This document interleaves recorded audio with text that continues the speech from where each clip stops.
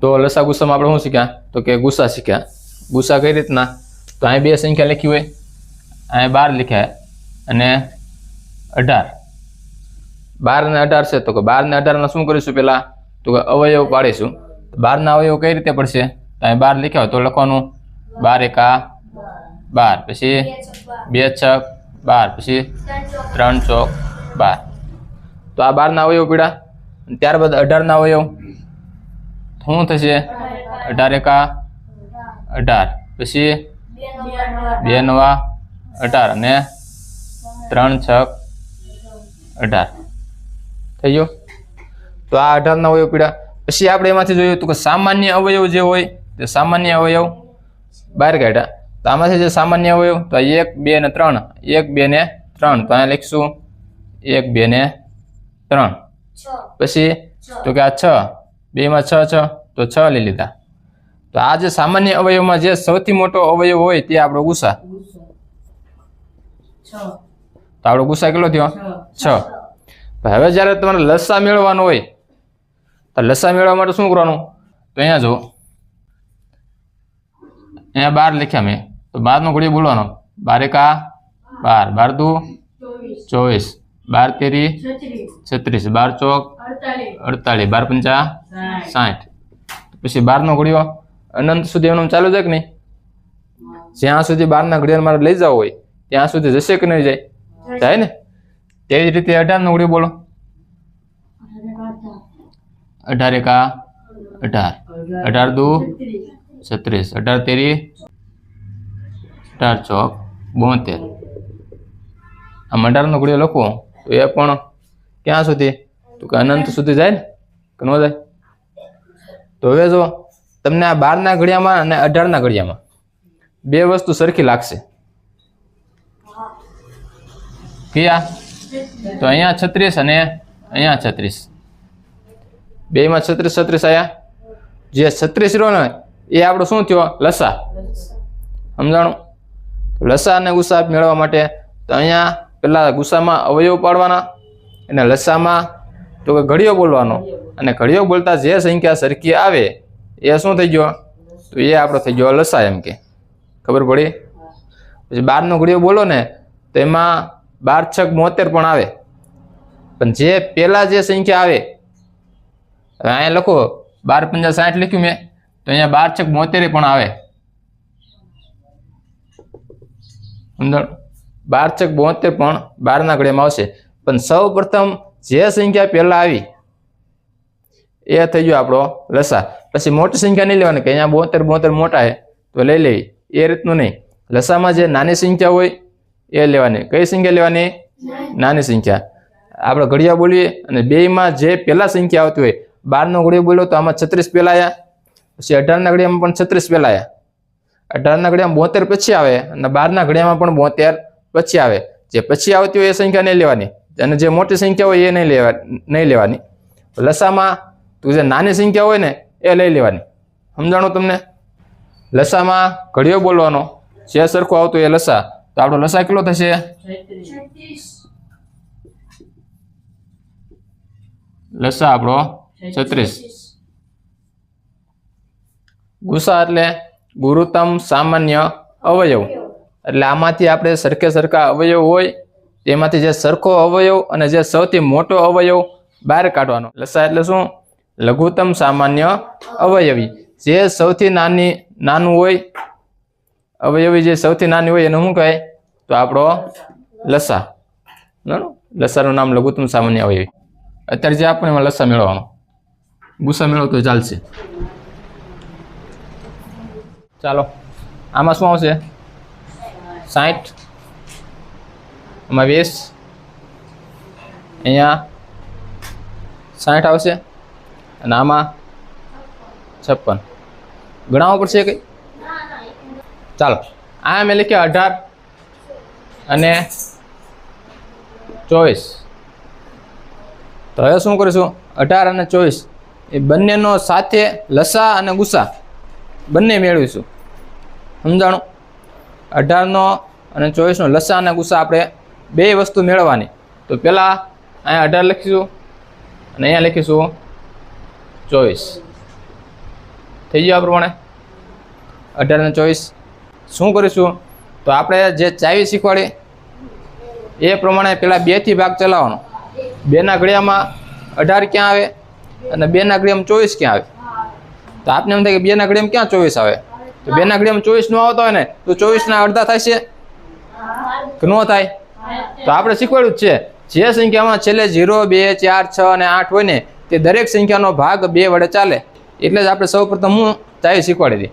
તો અહીંયા જો અહીંયા આમ થશે 2 નવા 18 ને 12 દુ 24 થઈ ગયો કે ન થયું? હવે પાછું જોવાનું કે આ જે સંખ્યા રહી એ 2 ના ઘડિયામાં આવે તો ન આવે. 9 2 ના ઘડિયામાં ન આવે પણ 12 2 ના ઘડિયામાં આવે. તો હવે 2 ના ઘડિયામાં 9 ન આવતો તો હવે શું વિચારવાનું? 3 નો ઘડિયો. હવે 3 ના ઘડિયામાં 9 આવે અને 3 ના ઘડિયામાં 12 આવે તો કે આવે. તો અહીં પેલા 3 નો ઘડિયો લખીશું. સમજાણું? 3 તેરી 9 અને 3 ચોક 12 થઈ ગયું. આ પ્રમાણે આ 3 રહ્યા તે કોના ઘડિયામાં આવે? 3 ના ઘડિયામાં આવે. અને 4 રહ્યા એ આ 2 ના ઘડિયામાં આવશે કે 4 ના ઘડિયામાં હશે. પણ આ બંને રકમમાંથી કોઈ પણ એવી રકમ નથી જે એક જ ઘડિયામાં આવતી હોય છે.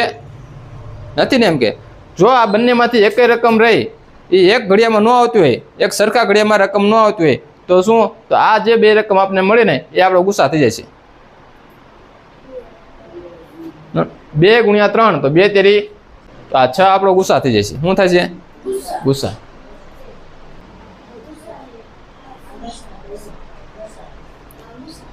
આપણે 6 મેળવો ને એ આપણો ગુસ્સા થઈ ગયો.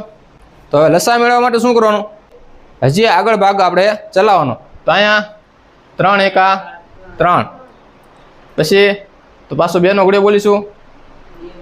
2 દુ 4 અને 2 એકા 2 થઈ ગયું. જ્યાં સુધી છેલ્લે 1 નો આવે ને ત્યાં સુધી ભાગ ચલાવવાનો. આ જો કેટલા છે તો કે 2 તો 2 તેરી 6 પછી 6 તેરી 18 18 દુ 36 અને 36 દુ 72 કેટલા થાય છે? 72. તો આજે 72 મળ્યા તે 72 આપણો શું? તો લસા આપણો 72 થયો. ખબર પડી? આપણે ભાગ ચલાવ્યો તો કે 2 નવા 18 12 દુ 24 ભાગ ચાલો. પછી 3 થી ચાલો 3 તેરી 9 અને 3 ચોક 12 પછી ભાગ ચાલો નહીં એમ કે. પછી અહીંયા 3 અને 4 એ 2 સંખ્યા એવી વધી જે એક સરખા ઘડિયામાં આવતી નથી. અથવા એમ કહી શકો કે આ 2 માંથી કાંઈ સરખું નીકળતું નથી એમ કે. જેટલું આપણે સરખું નીકળતું એટલું કાઢ્યું તો જે સરખું નીકળે ને એ થઈ ગયો આપણો ગુસ્સા. સમજાણું? પછી જ્યાંથી સરખું નીકળવાનું બંધ થઈ જાય ને પછી શરૂઆત કરવાની લસાની. કોની? લસાની. હવે જો તમે 6 નો ઘડિયો બોલશો તો 6 ના ઘડિયામાં 18 પણ આવશે અને 6 ના ઘડિયામાં 24 પણ આવશે. સમજાણું તમને કે નહીં? 6 ના ઘડિયામાં 18 પણ આવશે અને 6 ના ઘડિયામાં 24 પણ આવશે એમ કે. અને 24 નો ઘડિયો બોલશો તો એમાં 72 આવશે અને 18 નો ઘડિયો બોલશો એમાં 72 આવશે. 18 ચોક 72 અને 24 તેરી 72. સમજાણું? 2 ના ઘડિયામાં સરખી સંખ્યા આવશે એમ કે. સમજાણું? લસા ગુસામાં હવે સમજાણું? ચાલો હવે તમને રકમ આપું કે હજી ગણાવું એકાદો ગણાવું. તો આજે 9 અને 27 સંખ્યા લખી આમાંથી પણ લસા અને ગુસા મેળવો. 12 15 9 27. ચાલો 12 અને 15 તો લસા અને ગુસા મેળવવા માટે શું કરીશું? તો અહીંયા 12 લખીશું અને અહીંયા લખીશું 15. થઈ ગયું? આ પ્રમાણે બંને સંખ્યા એક જ ઘડિયામાં આવતી હોય ને એવી સંખ્યા આપણે લેવાની અથવા એ ઘડિયો બોલવાનો. 12 અને 15 કયા એક ઘડિયામાં આવે? જો 12 જુઓ તો 12 પેલા 2 ના ઘડિયામાં 12 આવે પણ 15 2 ના ઘડિયામાં આવે નથી આવતા. સમજાણું તમને? 12 2 ના ઘડિયામાં આવે પણ 15 2 ના ઘડિયામાં આવતા નથી. તો હવે શું કરવાનું? તો 2 ના ઘડિયાને મૂકી દેવાનું સાઈડમાં. પછી 3 નો ઘડિયો જુઓ તો 3 ના ઘડિયામાં 12 આવે તો કે આવે છે. 4 ના ઘડિયામાં 3 ના ઘડિયામાં 15 આવે તો 15 પણ 3 ના ઘડિયામાં આવે. તો આપણે 3 નો ઘડિયો લઈશું. અહીંયા મૂકીશું 3 3 ચોક 12 અને 3 પંચા 15 થઈ ગયું અહીંયા સુધી કે નહીં? જો અહીંયા સુધી આવડી ગયું હોય તો સારું. તો અહીંયા સુધી આવડી જાય તો હવે જોવાનું કે અહીંયા 4 આવ્યા અને અહીંયા 5. તો 4 અને 5 એ કયા એક ઘડિયામાં આવે? તો કે આવતા નથી. સમજાણો? 5 પોતે અવિભાજ્ય સંખ્યા છે. અવિભાજ્ય સંખ્યા લખાવી હતી ને આપણે, તો અવિભાજ્ય સંખ્યા હોય એ પોતાના જ ઘડિયામાં આવે. સમજાણું તમને? એટલે 4 અને 5માં જે 5 રહ્યા તે પોતાના જ ઘડિયામાં આવે, અન્ય કોઈ ઘડિયામાં આવતા નથી. તો અહીંયા આપને 3 મળ્યા. કેટલા? ગુસા કેટલો થશે? ગુસા 3 થશે. કારણ કે હવે પછી આગળ ભાગ ચાલતો કેવો થઈ ગયો? બંધ. આગળ અહીંયા જે 2 સંખ્યા રહી, 2માંથી એક પણ એવી સંખ્યા નથી જે કોઈ પણ એક ઘડિયામાં આવતી હોય. અથવા તમે એમ કહી શકો કે આ બંનેમાંથી હવે એવું કંઈ પણ વધ્યું નથી જે સામાન્ય નીકળતું હોય. હવે આગળ ભાગ ચલાવીશું ને હવે જે વસ્તુ મળશે ને એ શું મળશે? એ આપને લસા મળશે. તો અહીંયા જો, અહીંયા 2 દુ 4, 5 ના 5 એમને મૂકી દો, 2 એકા 2, 5 ના 5 નીચે મૂક્યા અને 5 એકા 5. હવે આ બધી સંખ્યા રહી એનો શું કરીશું? ગુણાકાર. સમજાણો? 5 નો ગુણ્યો બોલો. 5 દુ 10, આટલાનો જવાબ આવ્યો 10. પછી 10 નો ગુણ્યો બોલો. 10 દુ 20, તો આટલાનો જવાબ શું આવ્યો? 20. અને 20 નો ગુણ્યો બોલો. 20 તેરી 60. તો લસા આપને કેટલો મેળવો? તો લસા આપને 60 મળે. કેટલો? હવે આપણે સિંગલ સંખ્યાને સાથે લઈશું. તો અહીંયા 18 લખો. 18 ના ભાગ પાડવાના ક્યાં સુધી? તો કે જ્યાં સુધી છેલ્લે 1 નો આવે ને ત્યાં સુધી 18 ના આપણે ભાગ પાડીશું એમ કે. તો અહીંયા 2 નવા 18 થાય આ પ્રમાણે. પછી 3 તેરી 9 અને 3 એકા 3 થઈ ગયું. તો હવે જે 18 ના જે અવયવ પડ્યા એ આપણે લખીએ. અહીંયા લખીશું 18. એના બરાબર શું લખીશું? તો કે 2, 3 અને 3. તો અહીંયા 2 પછી 3 કેટલી વખત? 2 વખત. તો આમ મેં કેવું 3 ની માથે 2 ઘાત અથવા 3 નો વર્ગ એટલે શું? તો કે 3 2 વખત આપને સૂચવે. ખબર પડી કે નહીં? સમજાણું? અહીંયા જે સંખ્યા જેટલી વખત આવતી હોય ને એટલું આપણે માથે મૂકી દેવાનું. પછી અહીંયા લખું 15. શું લખીશ? 15. તો અહીંયા 15માં તો 15 નો 2 વડે ભાગ ચાલશે નહીં. તો પેલા 2 થી જ શરૂઆત કરવાની. ક્યાંથી? 2 થી. તો 2 થી 15 નો ભાગ ચાલશે નહીં. એટલે કેટલા આવશે? તો કે 3. તો અહીંયા 3 પંચા 15. હવે 5 થી જ ચાલે. 5 એકા 5 થઈ ગયું આ પ્રમાણે. તો અહીંયા 15 લખો. અને 15 ના કેટલા અવયવ પડ્યા? તો કે 3 અને 5. તો અહીંયા લખી નાખો 3 અને 5 થઈ ગયું આ પ્રમાણે. તો હવે ગુસા મેળવવા માટે શું કરીશું? તો ગુસા મેળવવા માટે આપણે અહીંયા આપણે કીધું જ છે ને, ગુસા એટલે કે બંનેમાં જે સરખું હોય ને એ સંખ્યા આવે. તો આ બંનેમાં સરખું કોને? 3 સરખા. અહીંયા 3 અને અહીંયા 3 નો વર્ગ છે. તો ગુસામાં કીધું જે આ બંનેમાં સરખું છે અને જે સૌથી નાનું કોણ છે? તો જો આ 3 છે અને અહીંયા 3 નો વર્ગ. તો નાના કોણ? તો કે 3 નાના કે 3 નો વર્ગ નાનો? 3 નાના ને. અને 3 નો વર્ગ તો એનો જવાબ કેટલો થઈ જાય? 9 થઈ જાય. અને અહીંયા 3 તો અહીંયા લખીશું 3. કેટલા? 3. જે નાની ઘાત હોય એ ગુસામાં લેવાની. ખબર પડી? ગુસામાં જે સૌથી નાની ઘાત હોય ને લેવાની. બંનેમાં જે સરખું હોય અને જે નાની ઘાત હોય ને એ આપણે કેમાં લઈશું? ગુસામાં. અને લસામાં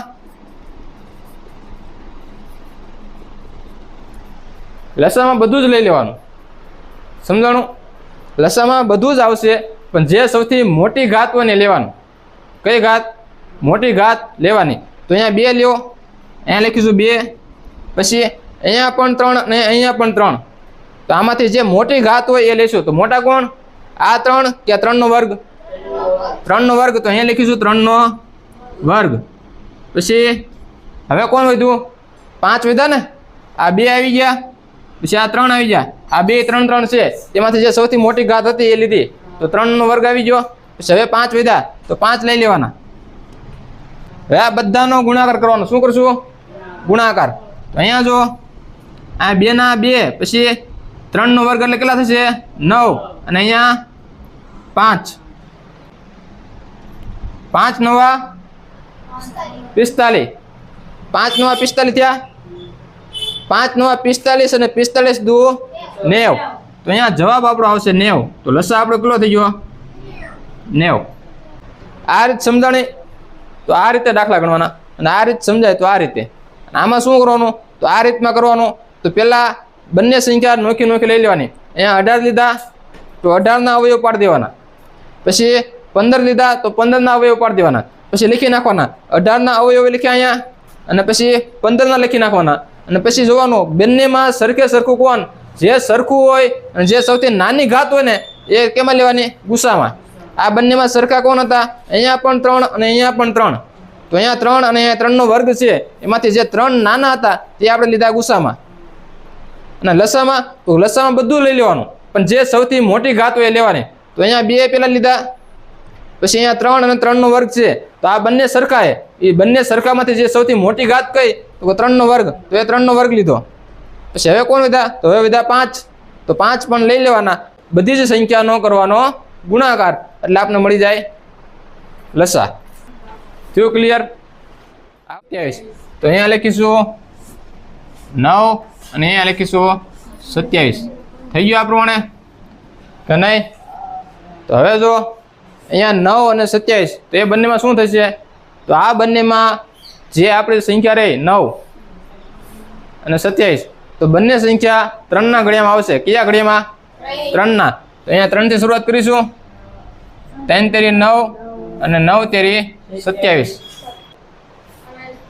હવે 3 એકા 3 થઈ ગયો અને 3 તેરી 9 થઈ ગયું આ પ્રમાણે હવે કાંઈ સરખું નીકળે તો અહીંયા 1 અને 3 તો હવે આ બંનેમાંથી કાંઈ સરખું નથી નીકળતું નીકળે નહીં ને તો અહીંયા જે આપણે 2 વખત 3 મળ્યા તો 3 ને 3 કેટલા થશે તો 9 અહીંયા 3 ગુણ્યા 3 તો આ થઈ ગયા 9 અને 9 આપણો ગુસ્સા થઈ ગયો શું થઈ ગયો તો અહીંયા 3 એકા 3 3 નો ઘન એટલે 27 તો અહીંયા 3 ગુણ્યા 3 ગુણ્યા 3 તો આ શું થઈ ગયો તો કે આ થઈ ગયો આપણો લસા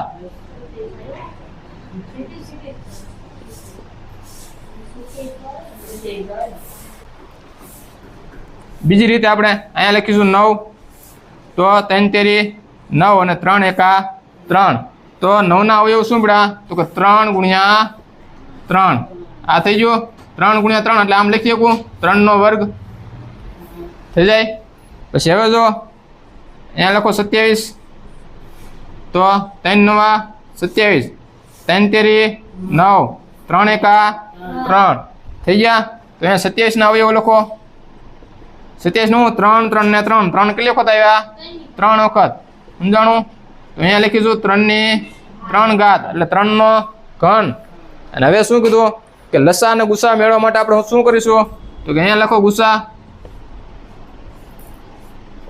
આ બંનેમાં જે સરખું હોય એ લેવાનો તો બંનેમાં સરખું હોય તો બંનેમાં 3 3 છે સમજાણો જો બંનેમાં 3 3 હોય અને સરખું સરખું હોય તો સૌથી નાની ઘાત લેવાની કઈ ઘાત નાની ઘાત અહીંયા 3 ની 3 ઘાત અને અહીંયા 3 ની 2 ઘાત તો સૌથી નાની ઘાત કઈ થઈ 3 ની 2 ઘાત તો અહીંયા લખીશું 3 ની 2 ઘાત 3 ની 2 ઘાત એટલે 9 3 નો વર્ગ કેટલો થાય 9 પછી લસા મેળવવા માટે બંનેમાં સરખું હોય એ પણ લઈ લેવાનું અને બીજું શું જે કંઈ બાકી રહેતું હોય ને એ પણ લઈ લેવાનું બંનેમાં 3 3 સરખા છે પણ સૌથી મોટી ઘાત કોણ 3 ની 3 ઘાત એટલે કે 3 નો ઘન તો અહીંયા લઈશું 3 નો ઘન 3 નો ઘન એટલે કેટલા થાય 27 હવે આની સિવાય બીજું કાંઈ સરખું આમાં મળતું નથી સમજાણું તો આ થઈ ગયું આપણો લસા અને અહીંયા ગુસા બંને રીત તમને શીખવાડે તમને જે રીત અનુકૂળ લાગે એ રીતે તમારે